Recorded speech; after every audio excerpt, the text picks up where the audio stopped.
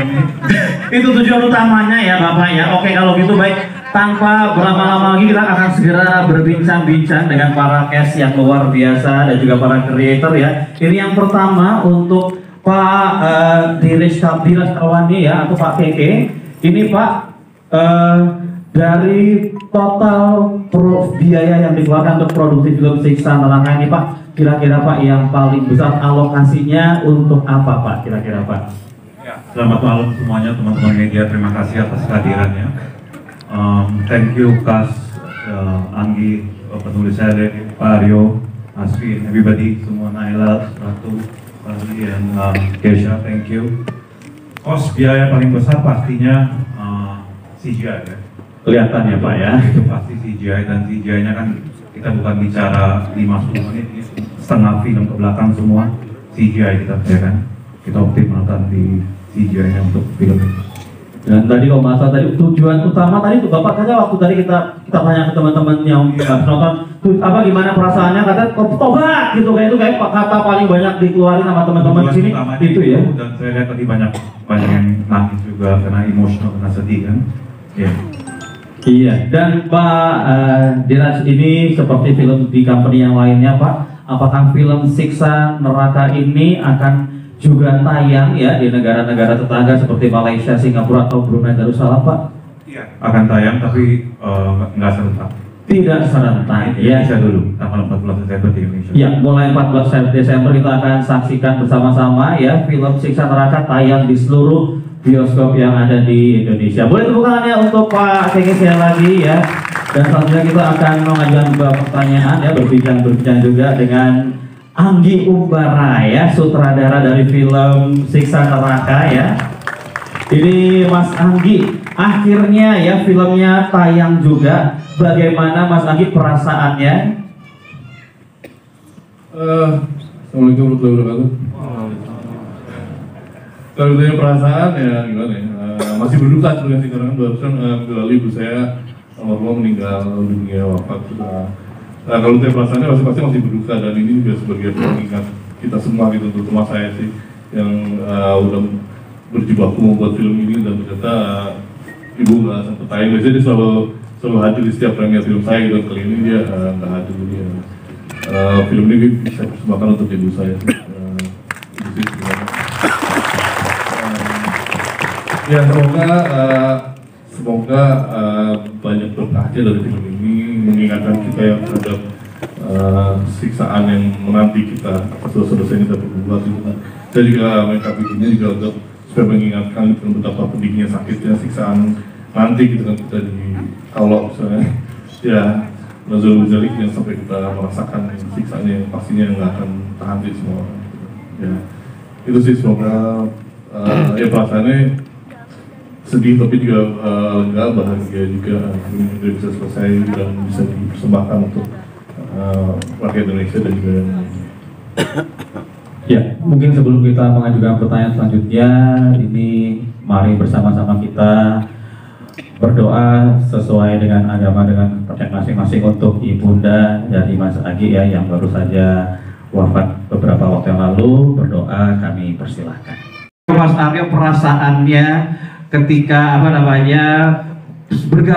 bergabung di film Siksa Neraka ini? Ini senior. Oke.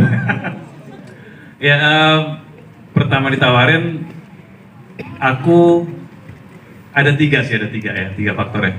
Pertama, aku memang tahu sekali komik Siksa Neraka ini. Kebetulan pas zaman SD, kita keluar SD aja udah banyak banget yang jual kayak gituan gitu loh. Jadi ini lumayan jadi komik favorit kita lah zaman dulu.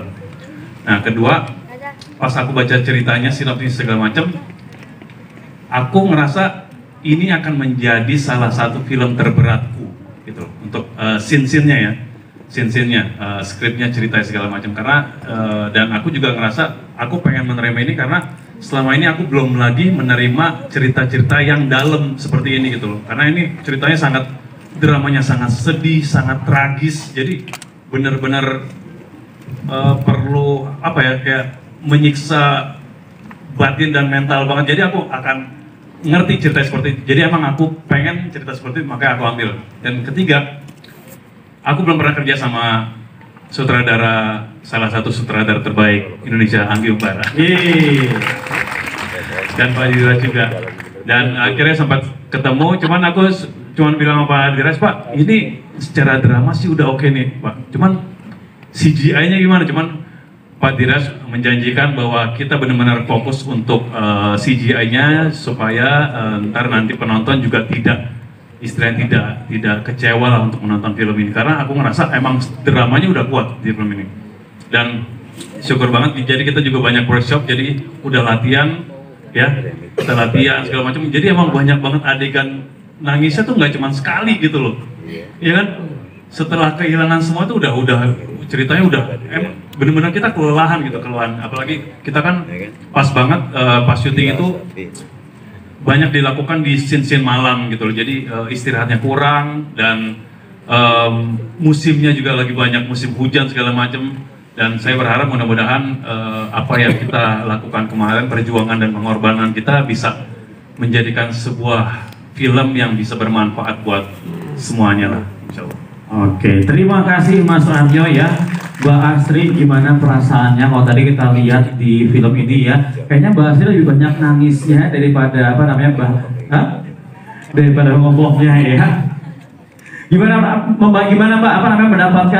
mendapatkan feel bisa menghadapi kehilangan 3 orang anaknya sekaligus di film ini, prosesnya gimana Mbak?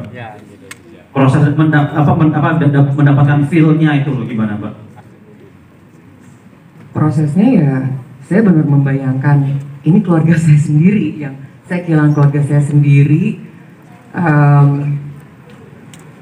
dan kehilangan itu dengan cara yang tidak wajar gitu ya, bukannya meninggal wajar gitu. Jadi itu yang saya bayangkan, dan kalau itu terjadi di keluarga saya, na'udzubillah min dzalik, knock on wood 3 kali 1000 kali, nggak kebayang sih sedihnya kayak gitu. Jadi mungkin bisa dilihat ya sedihnya saya di film kayak gitu, karena saya benar ngebayangin keluarga saya sendiri yang pergi meninggalkan saya dengan cara yang tidak wajar.